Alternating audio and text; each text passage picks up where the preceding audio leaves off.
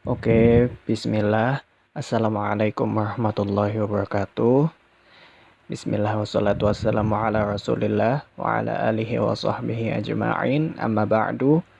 Jadi di sini saya akan mempresentasikan resum yang saya dapatkan dari materi yang telah disampaikan oleh Pak Muhammad Yasin dalam videonya di materi pertemuan pertama.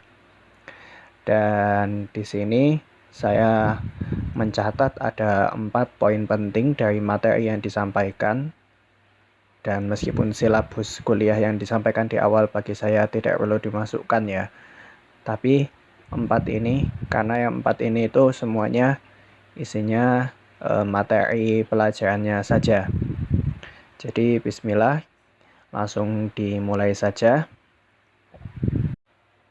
Masuk pada ayat pertama. Bismillahirrahmanirrahim.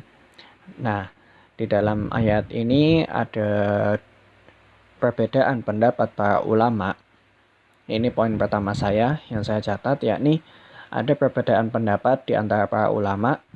Ada yang berpendapat kalau ayat Bismillahirrahmanirrahim itu termasuk ke dalam Al-Fatihah dan dia adalah ayat pertamanya, dan ada yang juga yang berpendapat bukan.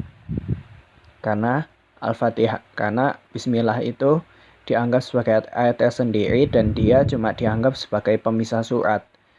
Dan ulama-ulama yang berpendapat Al-Fatihah itu termasuk ayat dalam Al-Quran, biasanya mereka juga berpendapat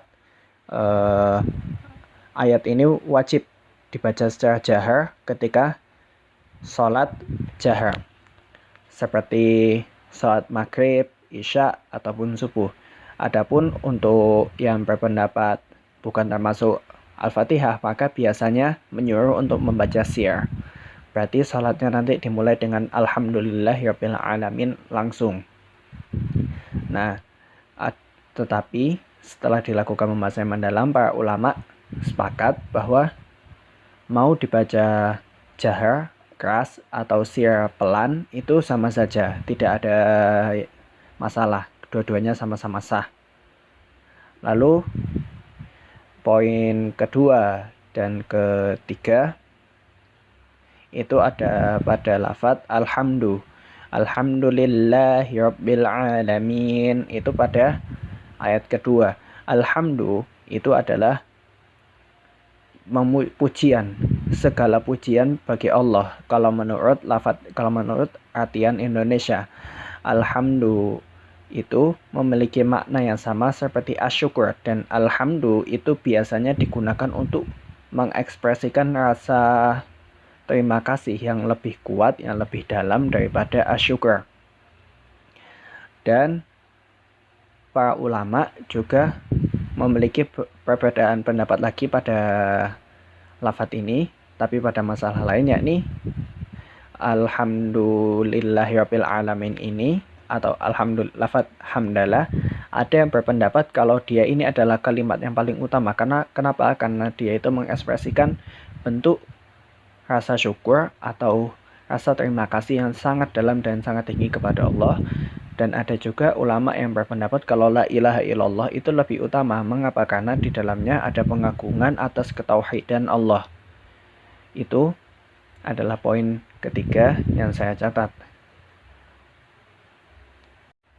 Lalu poin keempatnya ada pada lafadz Rabbil alamin. Al-alamin itu merujuk kepada alam semesta, kepada segala ciptaan Allah, kepada ciptaan-ciptaan Allah yang ada, baik itu yang tampak ataupun yang tidak tampak atau gaib, baik itu yang ada di dunia ataupun di akhirat kelak, baik itu yang diketahui manusia ataupun yang dirahasiakan oleh Allah SWT, hingga hanya Allah SWT yang mengetahuinya. Nah, ada ulama-ulama yang berpendapat seperti Wahab bin Munabbih bahwa Allah menciptakan 18.000 alam, 18.000 dunia, dan salah satunya adalah dunia kita ini.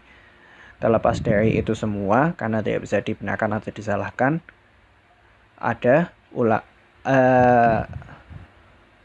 ulama yang berpendapat bahwa Al-alamin itu mencakup ciptaan Allah baik di dunia dan di akhirat, dan pendapat inilah yang dibenarkan oleh Ibnu Katsir. Dan mungkin itu saja yang bisa saya sampaikan dalam kesempatan ini. Mohon maaf jika ada kesalahan. Wassalamualaikum warahmatullahi wabarakatuh.